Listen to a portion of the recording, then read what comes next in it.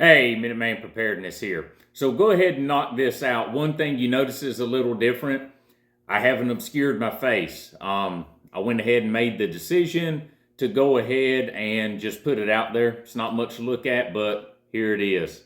So today what we're going to talk about is something I've looked into for many years. I've been preparing for a long time for this type of situation. It wasn't as prevalent many years ago when I started this, but it was a little blip on the radar, so it was something I'd started to do. And a couple years ago, it came out and started making its way through the media, not really the mainstream media, but alternative media. And that is going to be on power grid blackouts and how that would occur. Typically, there's several different scenarios. You would have some sort of a electronic magnetic pulse, whether that be from a EMP weapon, a atmospheric nuclear detonation, or from a solar storm, a solar flare from the sun. But there's also another one, and that is cyber attacks. And as we all know, the cyber issues have been getting a lot more prevalent in today's culture, especially the past couple of years, with cyber attacks hitting banking systems, parts networks for vehicle dealerships, and so forth and so on. So there's a really good episode I watched last night dealing with this, and it's from about a year and a half ago. It's the SHAWN show. It's episode 60. And the title of that is going to be David TICE, Power Grid Blackout, America's Worst Enemy Could Attack at Any Moment. That's episode 60.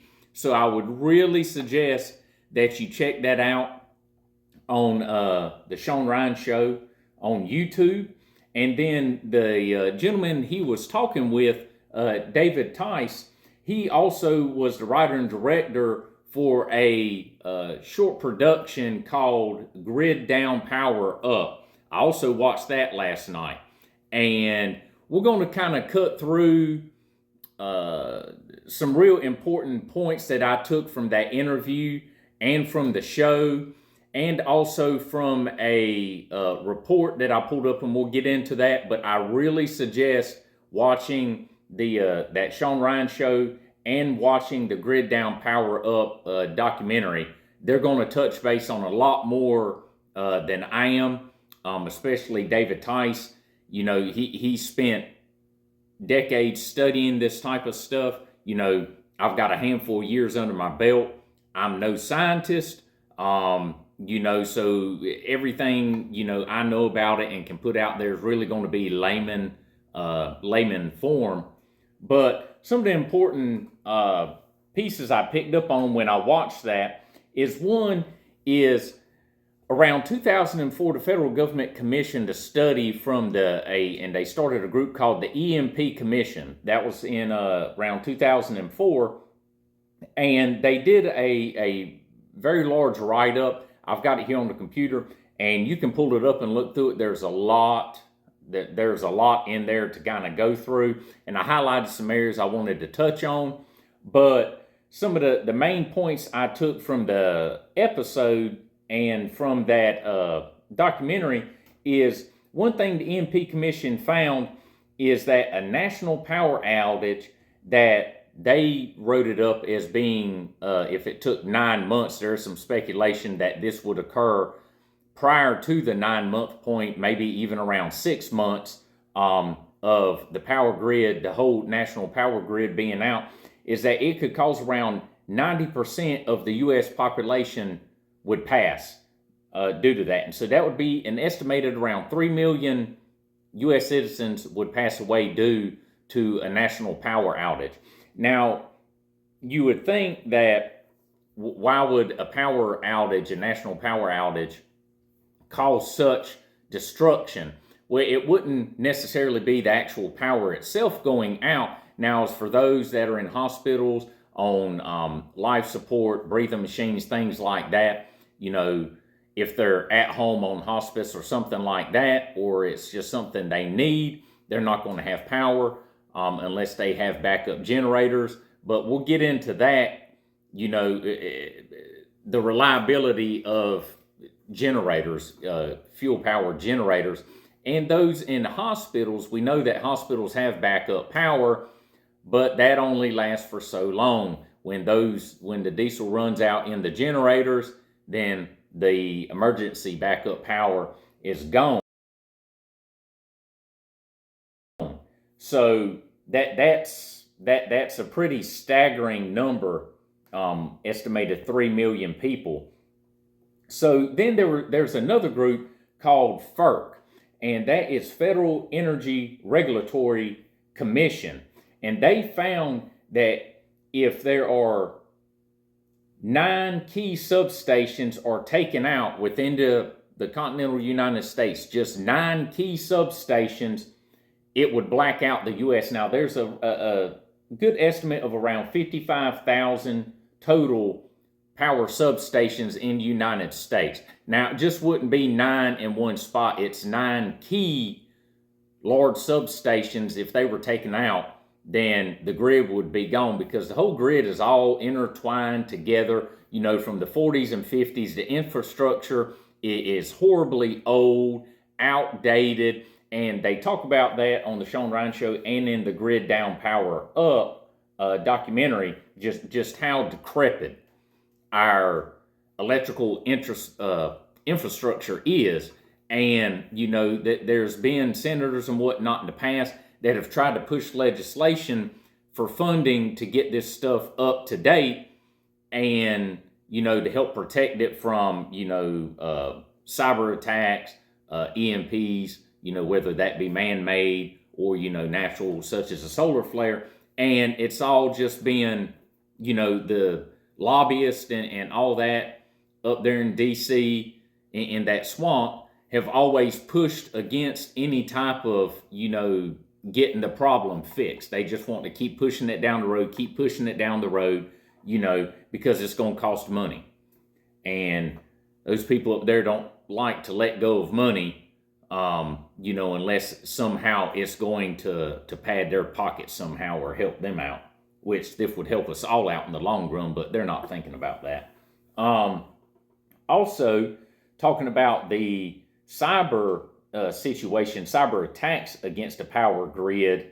There are malware and Trojan horse software inside of our power grid, and China has provided approximately 300 substation transformers to the U.S. Now, typically we get these transformers, a lot of them are made over in Europe, such as Germany. We do get some from South Korea. We do make some here in the U.S., but they found out that some companies had been purchasing some from China. And I want to say, it's in the documentary, and I didn't type this out, but I want to say around 20% of the power for Las Vegas is run through Chinese-made transformers, large transformers, you know, hundreds of ton style transformers.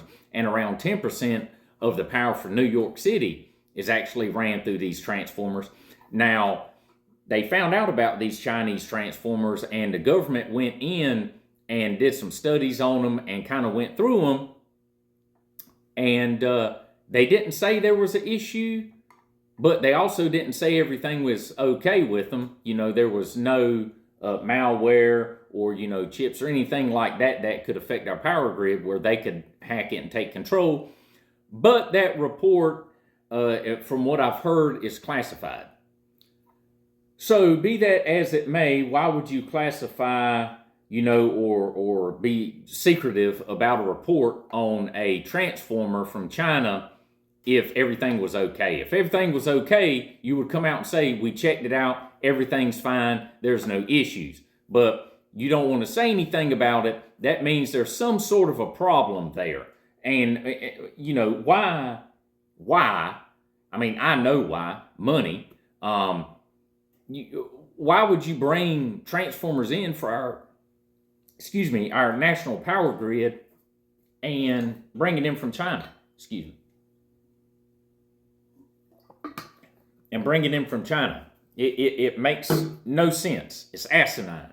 There's a lot of people that don't understand China is one of our biggest adversaries. Yeah, we've been friendly, over some years, but you always remember you keep your enemies close. You keep them closer than your friends so you can keep an eye on them and what they're doing. And, China's being kind of backdooring us on a lot of stuff and sliding in and stealing, intellectual, information and the way things are done here, they take it and set it around for themselves. But the issue with the transformers is apparently they're cheaper to get them from them than the other countries, that we're friendly with, Germany and South Korea and such.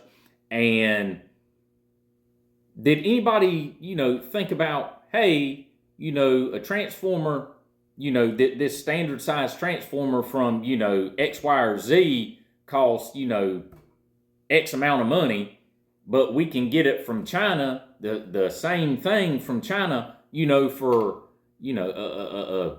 a quarter of the cost. I mean, at some point, you have to realize that there's some reasoning behind that. Why would China be selling us these transformers a lot cheaper, than other areas? Of course, their production costs, is probably, pennies on the dollar. But still, I mean, at some point, these people running these electrical companies have to realize that there's an issue somewhere, but they don't care, because the more money they keep in their pockets, the better the stakeholders and all that is. And that's the typical way things operate, in those areas. So the report from the EMP Commission, that was around 2004, and you'll have to bear with me here because this report is 62 pages, 62 pages. But there were some areas in it that I highlighted. So in the overview, it states EMP is capable of causing a large-scale catastrophe for the nation. The damage level could be sufficient to catastrophic to the nation, and our current vulnerability invites attack. So we have to think about our substations, and we've all seen them.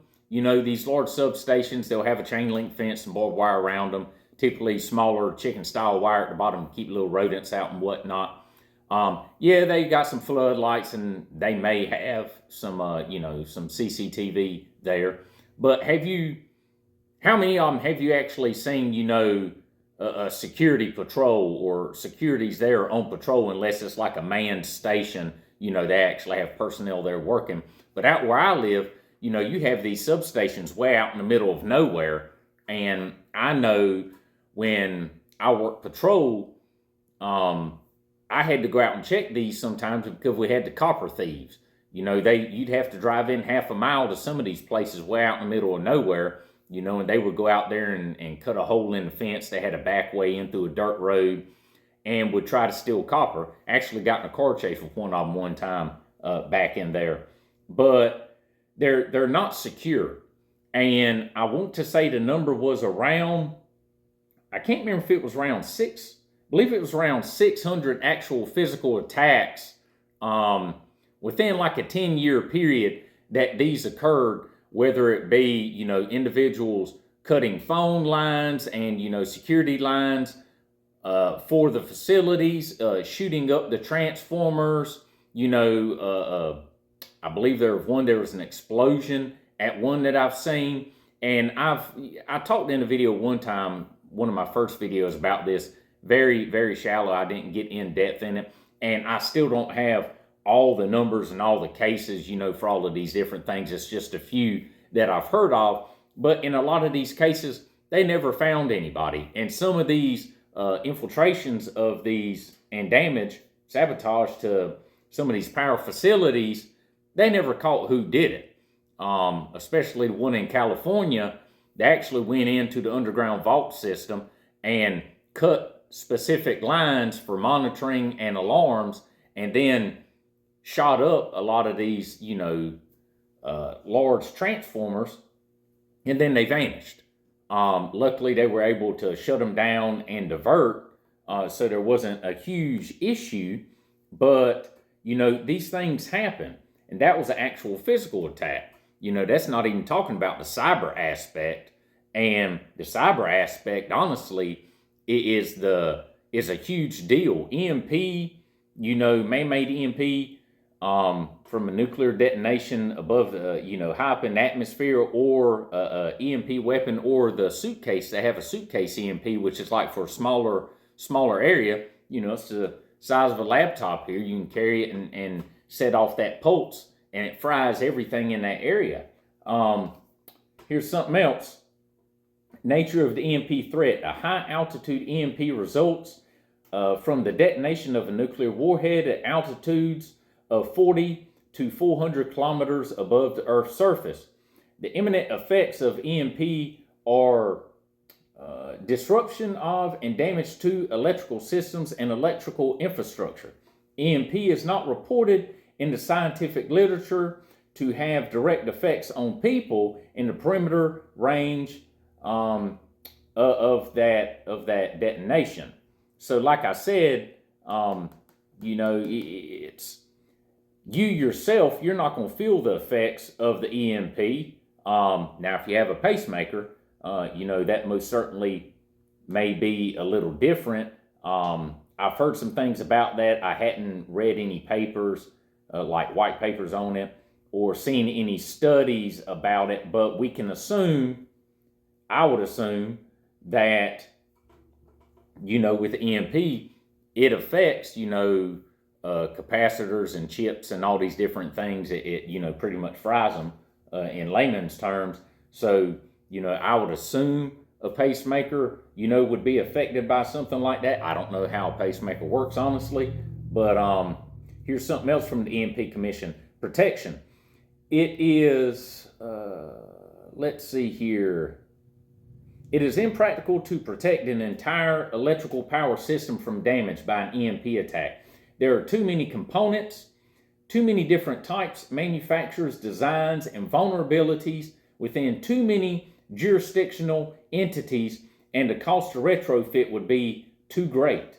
Widespread functional collapse of the electrical power system in the area affected by an EMP is likely. Now, that's something they talk about in the documentary and on the SHAWN Ryan show, is that there's actually no federal oversight on protecting the grid. You have all these different federal agencies, like they gave some examples, like Homeland Security. They've deflected this and said, well, if it's, an EMP weapon or nuclear detonation in the atmosphere, that's not Homeland Security, that's Department of Defense. Department of Defense says, yeah, well, if it's a cyber attack, that's not us, that's, this person. And it jumps back and forth in between all of these federal agencies, and there's actually nobody that could be in charge of this. Like in other countries, they have a group, and their job is dealing with this type of stuff. The actual security, physical, and cyber security of their electrical infrastructure. We don't have that here. We just have a bunch of bureaucrats that sit around and thieve our money and figure out ways of, diverting it, putting it in their pocket and sending it to all types of silliness instead of doing what it needs to be dealt with. EMP effects on telecommunications. To offset the temporary loss of electrical power, telecommunication sites now utilize fixed batteries, mobile generators, and fixed location generators. These typically have between 4 and 72 hours of backup power available, and thus will depend on either the resumption of electrical utility power or fuel deliveries to function for longer periods of time. Now, if there's a national power outage and the grid goes down, do you really believe that, the fuel trucks, carrying your gasoline and diesel and whatnot, they're going to be out and about on the road? No. It takes the electrical power for those pumps, at the gas station to pump that fuel up. Pumps are going to be fried. You know, the computers that control that stuff are going to be done. Those fuel trucks aren't going to be out and about, you know, at the fuel depots. You know, I'm sure they utilize, you know, electrical pumps and, you know, computers and things like that. It's just not some gravity-fed system where the tank sits in the sky, you know, up over, you know, elevation, you know, and just, you know, they drop a hose into the tank and fill up that tanker. No, you know, if it's an EMP, for the most part, those trucks are going to be fried. Their electrical systems, you know, unless they're operating something from the 60s or 70s, which I can seriously doubt they're not, especially in California and their CARB regulations and all that jazz.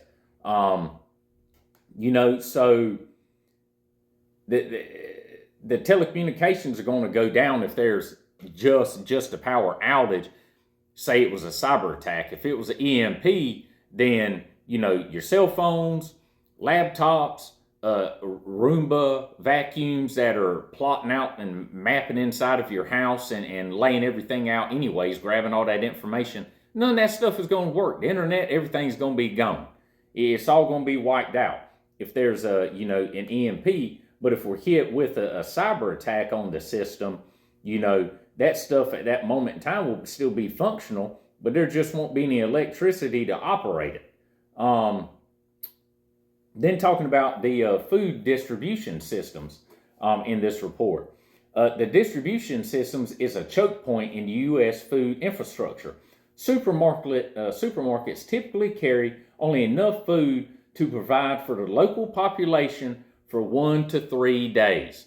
So what they have on the shelf, yeah, they've got some storage in the back and they can bring it up. But a lot of the shelves, typically, if you go to the grocery store or Walmart and you go to the food section and you look at the shelves, they may look full.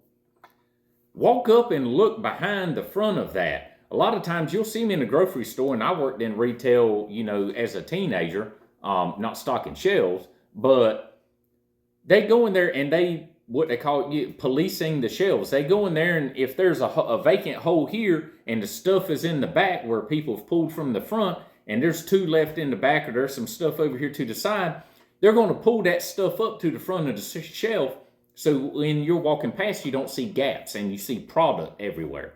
Is there anything behind that product? You know, supermarkets and grocery stores and whatnot, they look fuller and more stocked than what they really are. And then, you know, so what they have on the front of what they have, they'll have some stock in the back, especially, you know, if it's in a freezer section or cooler section that they can pull up and, you know, restock. And they'll have some dry stock in the back that they can pull up. Like they said here, typically 1 to 3 days, you know, and I saw some reading a while back about your typical average household has, you know, I believe it was 1 to 3 days worth of food. I mean, to me, I just, you know, I know times are hard and, you know, for a lot of people, and, you know, it's not easy for me. I'm a lot better off than, you know, a lot of people, but I'm not rich or wealthy by any means. And what I have is because my wife and I worked very hard and, you know, I planned and prepared for, you know, well over a decade now for a situation like this. But, you know, it's not the healthiest stuff in the world, but, you know, it doesn't cost a lot of money to have, you know, several boxes of ramen in your house. Yeah, it's full of sodium and it's not good for you, and I certainly wouldn't need it for, you know, 3 meals a day, you know. But if you're in a situation where you need something to eat to fill that void in your stomach, you know, you need something like that. Dry rice and beans, I mean, they're not very expensive. You can buy this stuff up and store it pretty easy. I mean, 1 to 3 days worth of food. I mean, to me, it's just I couldn't imagine. I could not imagine that. You know, but that's all I had highlighted in this report. 62 pages, super long. And if you want to look it up, you can go to the empcommission.org. It's called the Report of the Commission to Assess Threats to the United States from Electronic Pulse EMP Attacks, Volume 1, Executive Report 2004. You can go and look at that report. I'm gonna do some videos coming up very soon, probably next day or so, dealing with actual making your own power, whether it be generators, fuel power generators, solar, different types of solar panels, battery backup banks, and then do some stuff on Faraday bags, Faraday cages, how you can make them at home.